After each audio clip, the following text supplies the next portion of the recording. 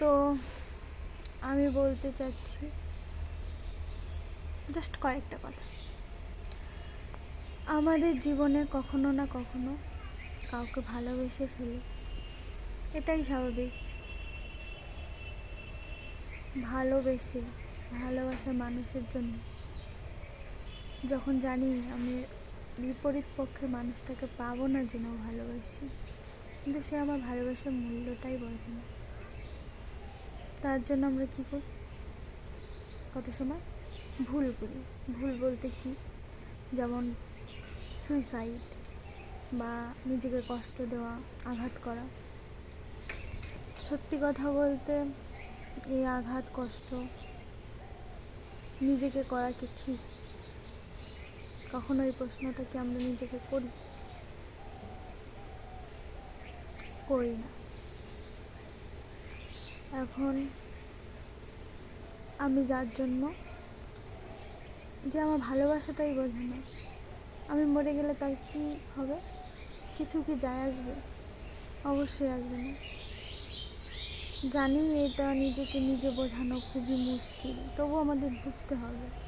আমাদের কাছের মানুষের জন্য বুঝতে হবে, আমাদের পরিবারের জন্য বুঝতে হবে, যারা আমাদেরকে ভালোবাসে তাদের জন্য বুঝতে হবে।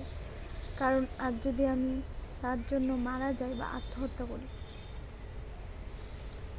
তাহলে সবচেয়ে বেশি কে কষ্ট পাবে? আমার মা তো এটা আর কি সহ্য করতে পারবে না। তো তার কাছে আমার মূল্য নাই থাকতে পারে, কিন্তু আমার মা, আমার পরিবারের কাছে তো আমার মূল্য আছে, তাই না? তো অপর পক্ষের জন্য বা নিজের ভালোবাসার মানুষটার জন্য যদি কখনো কেউ সুইসাইড বা মনে হয় যে নিজেকে শেষ করে ফেলবে, এটা আমার মনে হয় এটা করা ঠিক না। কারণ সে কিন্তু দিব্যি থাকবে, আমি মারা গেলে কিন্তু তার কিচ্ছু যায় আসবে না, চোখ দিয়ে এক ফোঁটা জলও বেরোবে। কারণ বাঁচা থাকতে যে আমাকে গুরুত্ব দেয় না, সে মরে গেলে আমাকে কী বা আমি মরে গেলেও তার কি কিছু যায় আসে?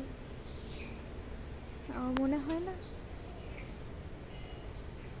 আত্মহত্যা কোনো সলিউশন।